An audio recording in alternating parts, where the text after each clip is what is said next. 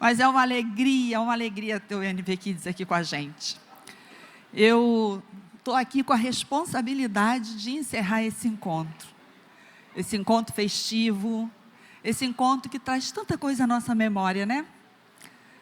E se a gente for falar um pouquinho de Páscoa, a gente vai começar lá naquele menino, um menino que um dia foi vendido pelos seus irmãos para uma caravana de ismaelitas que iam para o Egito. E lá ele vai parar na corte do rei.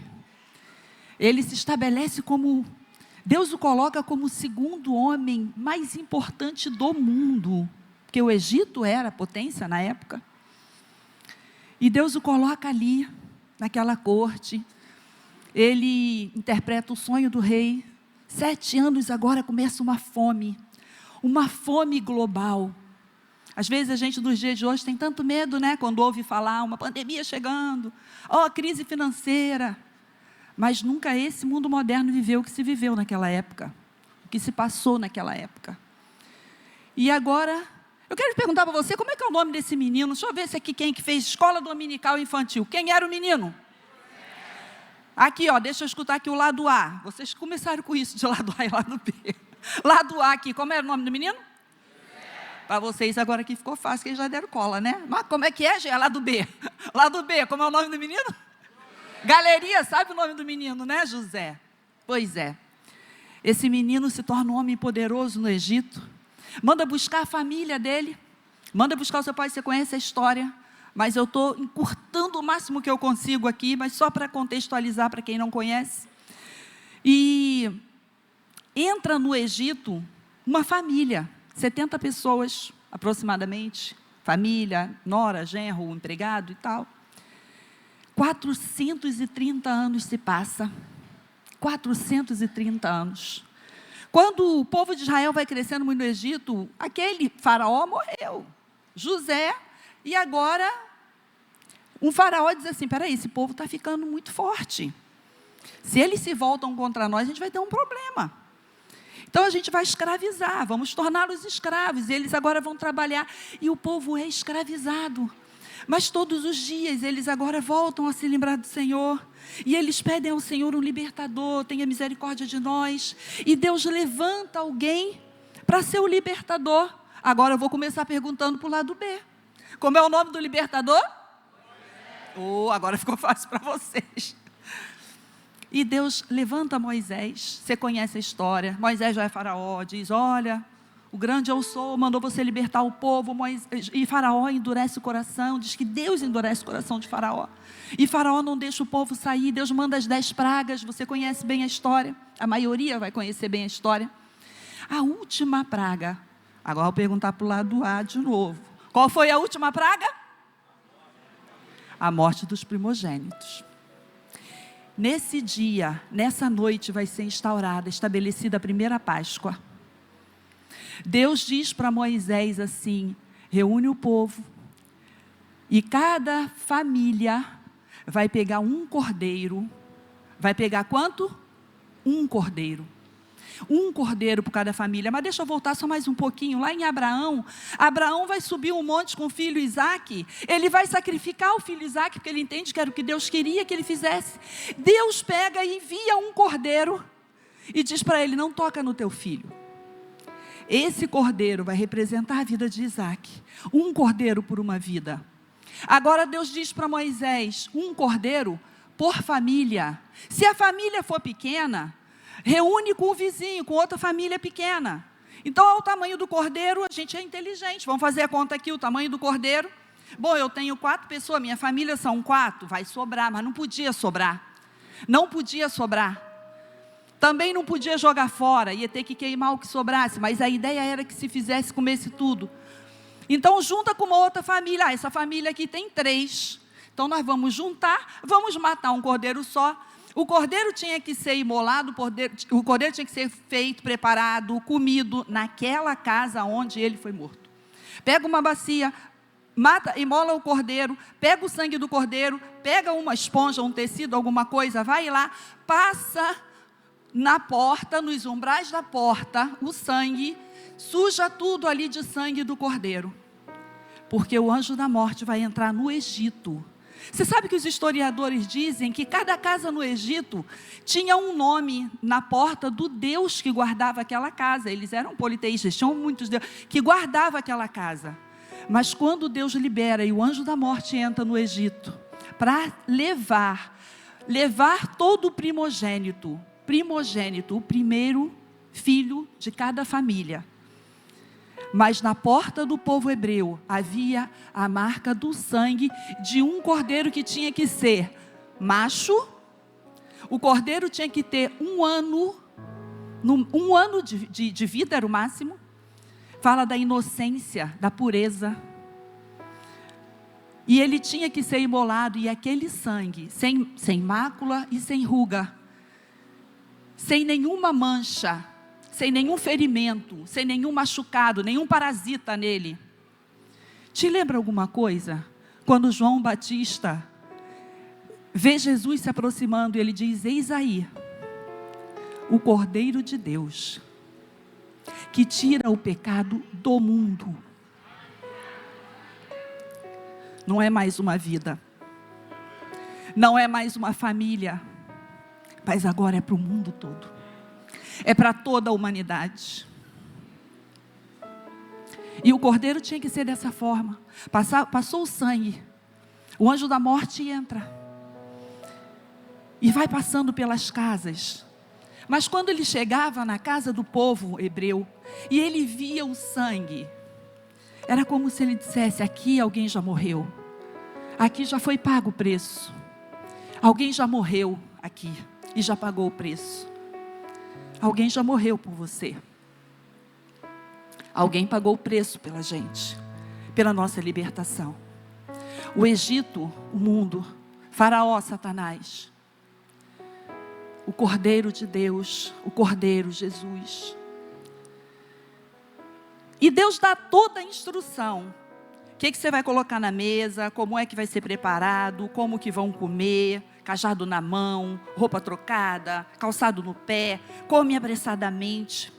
Porque ainda hoje, naquele dia, seria a libertação do povo de Israel do Egito.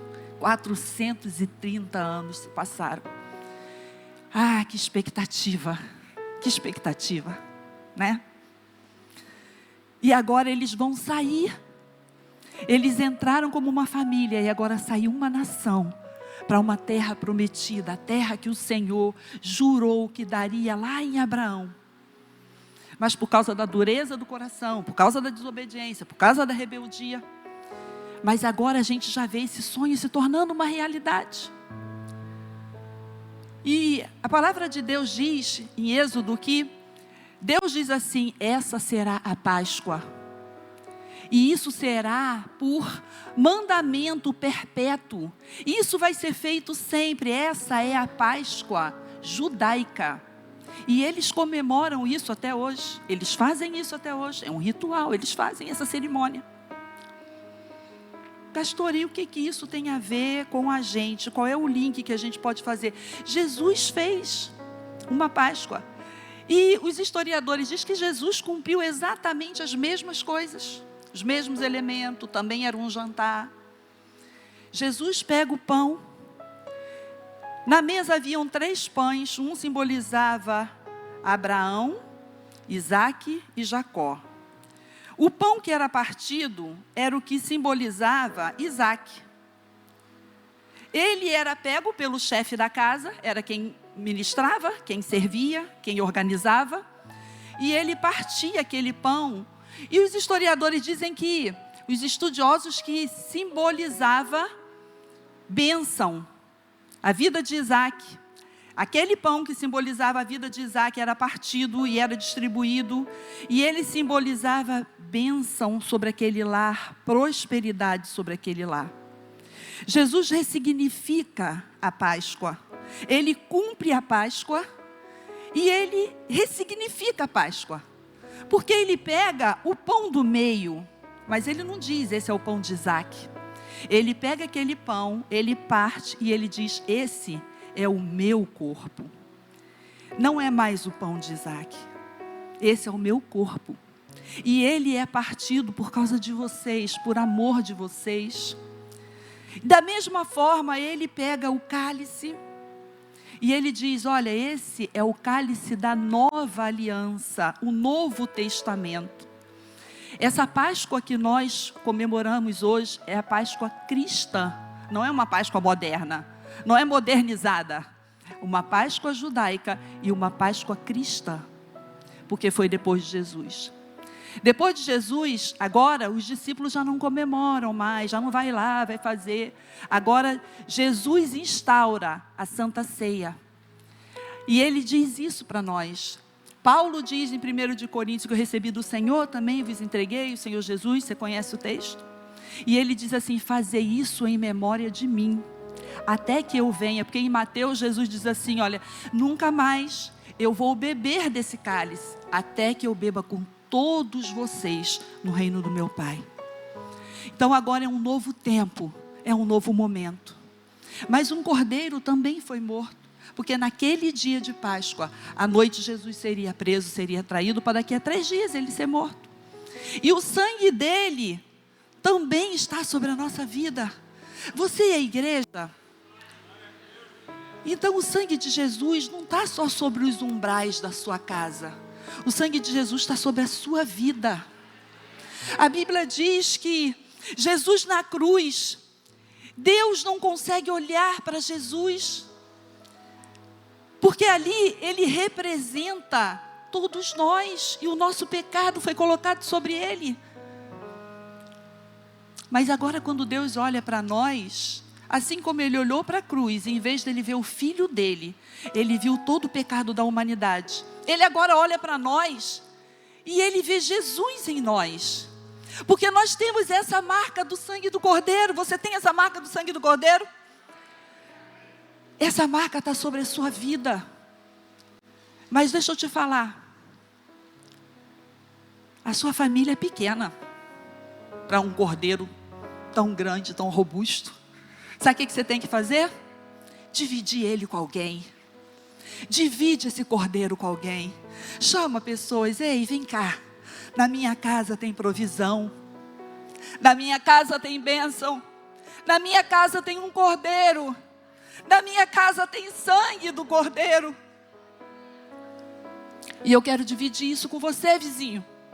Eu quero dividir isso com você, cunhado, primo, tio, pai, mãe, filhos. Vem para minha casa. Irmãos, deixa eu te falar. O feriado de Páscoa não é para a gente pegar um pacote e viajar. Não é para a gente ir para a praia. Não é para a gente reunir amigos e fazer um churrasco. Você pode fazer isso. Eu não tenho nada contra. Eu não sei em que momento que entra um coelho nessa história, que entra chocolate nessa história, que o bacalhau substitui a carne do cordeiro, que o chocolate substitui o sangue de Jesus, e esse coelho substitui o cordeiro. Mas uma coisa eu sei, para mim, na minha vida, na minha casa, e eu espero que para você também, o sangue do cordeiro ainda faz muito sentido, e o sangue do cordeiro tem poder. E é o sangue do cordeiro que eu quero na minha vida e na minha casa. Não há nada demais você comer um chocolate. Não há nada demais você reunir com família, com amigos, você comemorar, não há nada demais. Mas não esqueça o verdadeiro sentido. Eu estou dividindo com você esse pão, essa comida, seja bacalhau, seja cordeiro, seja o que for. Mas nós vamos orar, nós vamos louvar a Deus e nós vamos glorificar a Deus, porque o Cordeiro de Deus foi morto. E a Bíblia diz que ele foi morto desde a fundação do mundo. Ele já foi morto desde a fundação do mundo. Por que eu estou dizendo tudo isso para você? Você consegue entender o amor de Deus, receber esse amor? E às vezes a gente tem que trazer a memória, porque a gente vai esquecendo. A gente vai se acostumando, a gente vai convivendo. E a gente vem para a igreja no domingo, porque a gente é crente. Domingo vem para a igreja. E a gente louva, a gente canta, muito bom. Mas a gente não pode esquecer, irmãos.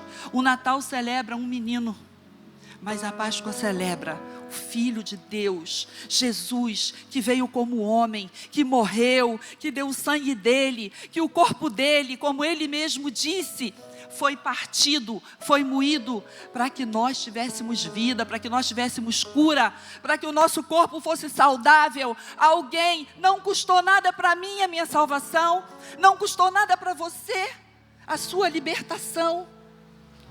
Páscoa fala de livramento, Páscoa judaica, comemoração, livramento de uma escravidão, livramento da morte. Mas para o cristão,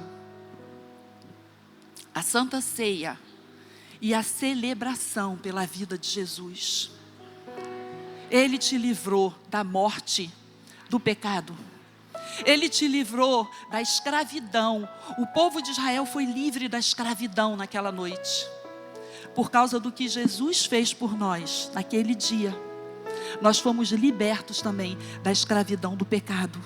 O pecado não nos domina mais. O pecado não me mantém mais, não me segura mais, não me amaldiçoa, não me chicoteia mais. Não diz para mim, você quer sair disso, mas você não consegue. Você não pode. Eu não posso, mas o Cordeiro de Deus fez isso por mim. E o sangue dele está sobre a minha vida. O sangue dele está sobre a minha casa, está nos umbrais da minha porta. E a palavra diz, ensina isso para os seus filhos, ensina isso para essa próxima geração que estava aqui. Diz para ele qual é o sentido da Páscoa, que não é chocolate, que não é peixe, bacalhau, que não é um feriado prolongado para a gente ir para a praia, para a gente ir para aqui, para a gente ir para ali, mas é um dia da gente trazer à memória o que Jesus fez por nós. Ele não disse assim, seja um memorial perpétuo, como foi falado com a Páscoa judaica. Mas ele disse assim, olha, para a gente fazer isso. Você sabe que a igreja do primeiro século ceava todo dia? Eles se reuniam nas casas, eles comiam, dividiam o pão, repartiam, faziam a ceia. E a gente precisa ensinar isso para essas próximas gerações. Páscoa fala de libertação. De libertação. A Páscoa judaica, um povo, uma nação agora saindo. A palavra Páscoa quer dizer passagem. A palavra Páscoa quer dizer passagem. E agora esse povo está saindo como uma nação vitoriosa. Porque Deus disse para Moisés assim, mande que as mulheres vá na porta das egípcias e peça, olha, me dá tesouro, me dá dinheiro, porque nós vamos precisar. Que eu vou tocar no coração desse povo e eles vão liberar uma prosperidade sobre a vida de vocês. Eles vão liberar riqueza sobre a vida de vocês. E assim foi feito. E as mulheres egípcias iam lá e ganhavam tesouro, pulseiras, cordões, moedas. Saiu um povo rico, abençoado por Deus. E sabe o que mais a Bíblia diz? Não havia nenhum fraco entre os que saíram. E os velhinhos, e a galera de 80 anos, estava renovada. Tinha gente de moleta, câncer, não. Tinha gente com doença de pele, tinha gente não sei como, tinha gente. Diz que todos eles saíram, e não havia entre eles nenhum doente, e nenhum cansado, fadigado, velhinho, vamos levar isso aqui pelo braço que ele está precisando, não. Deus tornou a nação uma nação forte. Você é a igreja de Jesus.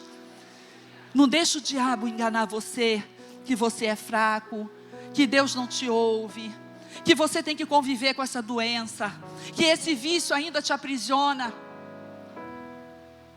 Você foi liberto. Não custou nada para você, mas custou o sangue do Filho de Deus. O Cordeiro de Deus foi morto. Seu sangue foi derramado para que hoje nós estivéssemos aqui. Mas isso não é motivo de eu chorar, de eu me amargurar, de eu dizer, oh, aquele Jesus lá da cruz. Eu gosto daquela música que diz, ele não é mais um bebê na manjedoura, nem um homem empregado na cruz. Ele morreu, mas ele ressuscitou. Ele é um Deus, Ele é Deus, Ele é vitorioso, Ele é Senhor. Não existe outro mais digno do que Ele, de ser adorado, porque só Ele podia fazer isso. Mas ninguém, por mais que meu marido me ame, por mais que a minha mãe me amasse, Ela não podia fazer isso por mim. Por mais que você ame seu filho, você não pode fazer isso por ele. Mas Jesus já fez. Você não precisa fazer mais. Descansa a tua cabeça, porque Jesus já fez.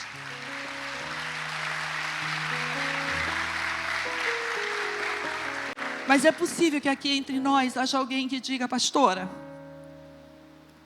eu ainda não vivo essa liberdade. Eu não me sinto totalmente livre assim. Eu ainda estou preso a pensamentos. Eu estou preso a sentimentos. Alguma coisa que alguém fez comigo, eu não consigo esquecer. Eu sei que eu preciso esquecer. Eu sei que eu preciso deixar para trás, mas eu não consigo. É possível que alguém diga: pastora, eu ainda não consigo receber esse amor de maneira integral.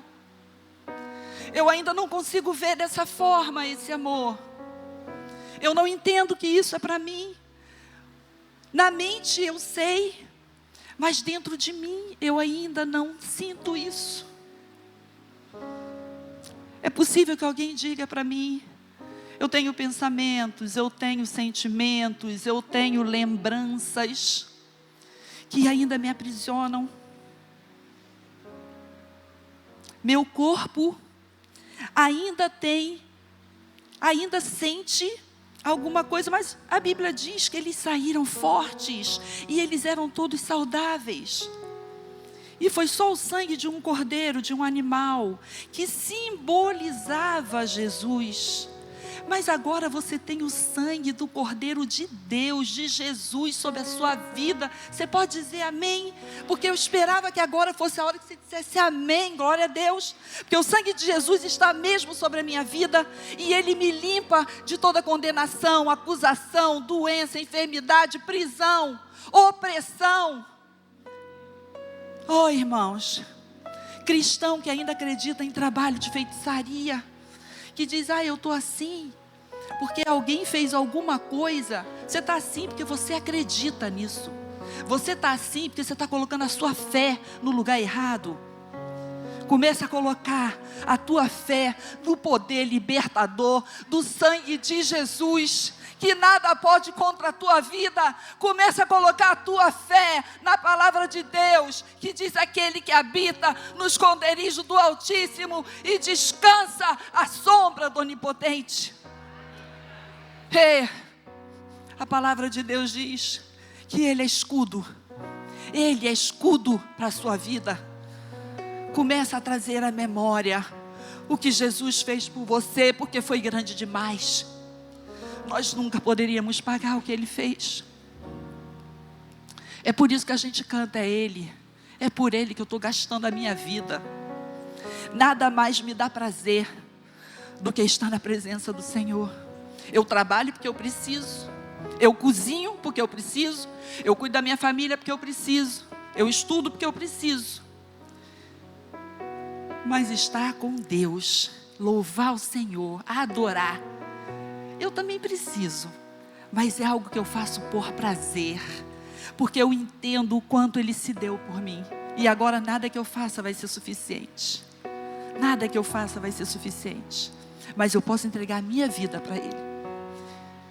E talvez você diga: pastora, eu queria muito, eu queria convidar você a ficar de pé. Queria chamar o ministério de louvor. A gente pode cantar uma música de celebração, de festa, para fechar esse encontro? Talvez você diga assim para mim: pastora, eu estou presa ainda, sabe o quê? Na timidez. Eu quero adorar o Senhor, eu quero louvar, eu quero pular igual o pastor Pete, eu quero levantar, eu quero chegar aqui, eu quero cantar, eu quero... Deixa eu falar uma coisa para você: essa poltrona da frente, ela não cai se você largar ela, não cai. Pode ficar tranquilo. Pode largar a poltrona da frente, que ela não cai. E aí, sabe o que você faz? Então agora, o que eu faço com as minhas mãos? Deixa eu te dar uma sugestão. Levanta para o céu e diz: oh Jesus, eu te adoro. Oh Jesus, obrigada. Obrigada porque eu vim, eu estou aqui. Eu estou ouvindo essa palavra é libertadora. Conhecereis a verdade e a verdade vos libertará. Se pois o Filho de Deus vos libertar, verdadeiramente sereis livres. Então busque essa intimidade com o Filho de Deus. Busque essa intimidade. Busque conhecer. E gere fé no seu coração. E você nunca mais vai estar preso a nada. Se você é essa pessoa, eu vou pedir um favor. Pode apagar essas luzes aqui de trás, deixar só aqui aceso, por favor? Porque eu quero convidar você que se identificou com algo que eu disse no sentido de eu ainda não sou totalmente livre. Eu não sou totalmente livre nos meus pensamentos, nos meus sentimentos, nas minhas lembranças. No meu corpo eu tenho doença, eu tenho enfermidade no meu corpo, mas ela vai sair em nome de Jesus. Eu ainda não sou livre para adorar. Eu tenho muita timidez para adorar. Às vezes eu quero levantar a minha mão e eu acho que todo mundo está olhando para mim. É mentira do inferno, não tem ninguém olhando para você. Aqui é o lugar de fazer isso. Aqui é o lugar de fazer isso. É o lugar de você pular, é o lugar de você levantar a mão, é o lugar de você bater palma. É o lugar de você dizer glória a Deus, aleluia. É o lugar de falar em línguas. É o lugar de dizer uhul. Toda vez que o Espírito Santo tocar seu coração, você é livre. Você é livre para isso. Mas se você não vive essa liberdade, em algum ponto desse que eu falei, ou qualquer outro que eu não tenha dito, mas que você se lembrou aí, que o Espírito Santo fez você se lembrar, feche os olhos. Eu gostaria que você fechasse os olhos. Eu queria que você levantasse a sua mão. Não vai precisar vir aqui à frente, eu só quero que você levante a sua mão aí no seu lugar mesmo. Pastor, meu pensamento, eu às vezes penso em coisas que eu não devia. Sentimento, eu não consigo perdoar, eu não consigo esquecer os meus pensamentos. Eu não consigo. Eu estou doente na alma. Tristeza, amargura, insônia. Insônia, em nome de Jesus eu te repreendo. Espírito que vem atormentar as pessoas na hora do sono. Uma hora tão boa que é dormir.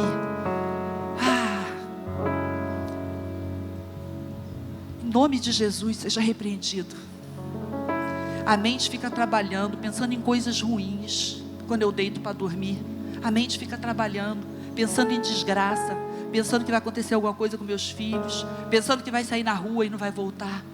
Em nome de Jesus, isso é uma obra das trevas. Espírito que traz perturbação noturna. Criança que não consegue dormir, que atormenta os pais, passa o dia bem, quando chega a noite começa a chorar, está com cólica, está com isso, está com aquilo. Espírito perturbador, fora em nome de Jesus. Vai sair da casa do povo de Deus, porque esse é o povo que Jesus libertou, que derramou o sangue dele. Se o sangue de um cordeiro, de um novilho, representava o sangue de Jesus e pôde fazer tanto por um povo, o sangue de Jesus é poderoso para libertar, para restaurar. Eu quero pedir aos pastores, será que vocês podem andar no corredor, estender as mãos sobre o povo? Em nome de Jesus, nós repreendemos agora e trazemos a liberdade sobre o povo de Deus. E todo aquele que se sentia cativo vai ser livre agora em nome de Jesus. Nos seus pensamentos, nos seus sentimentos, não haverá escravidão no meio do povo de Deus. Não haverá escravidão no meio do povo de Deus. Se você vivia sobre uma escravidão financeira, dívidas que não acabam. Quando eu penso que eu vou quitar, acontece alguma coisa e eu estou todo endividado de novo. Em nome de Jesus, nós damos um comando no mundo espiritual e as suas finanças serão livre para você ser um adorador, livre para você ser um mantenedor da obra de Deus. Ei, o recurso que o gafanhoto migrador vinha consumindo, você vai investir em almas, você vai investir em pessoas, você vai abençoar pessoas, você vai abençoar instituições. Doença na alma, em nome de Jesus, fora, nós te repreendemos, nós vamos contra você e nós dizemos em nome de Jesus, seja livre, porque o Filho de Deus te libertou, O Filho de Deus já pagou o preço pela sua liberdade. O Filho de Deus pagou o preço pela liberdade da sua família. Ei, se você tem filhos envolvidos com coisa que não deve, em nome de Jesus, chegue na sua casa e profetize todos os dias essa verdade. O sangue do Cordeiro de Deus está sobre a minha casa, sobre a minha família. E nós vivemos a liberdade que Cristo nos libertou. Não voltaremos a nos meter debaixo de jugo de escravidão. Ei, Faraó! Ei, Faraó, Satanás! E todos os seus cavaleiros que vieram atrás do povo de Deus. A palavra de Deus diz que aqueles cavaleiros morreram afogados nas mesmas águas que o povo de Deus passou a pé. Mais uma vez, livramento. E os cavaleiros do inferno que se levantarem contra a tua vida, contra a tua casa, eles perecerão no nome de Jesus. Oh, no nome de Jesus. Haverá cura, haverá libertação, haverá restauração, haverá um novo tempo, porque Jesus instituiu esse novo tempo, quando Ele disse: esse é o meu corpo, esse é o meu sangue. É um novo tempo, é um novo tempo. Hoje você está entendendo. E eu acredito que no próximo ano, na próxima Páscoa, nós vamos estar aqui para festejar muito mais o Senhor, para dizer: ei, eu fui livre do Egito, eu fui livre na mão de Faraó, nada mais me detém, nada mais me segura. Nós cantamos aqui um povo que foi livre do diabo e que reina sobre todas as suas obras. Um povo que marcha para a terra prometida. Esse é você. Dá um aplauso ao Senhor.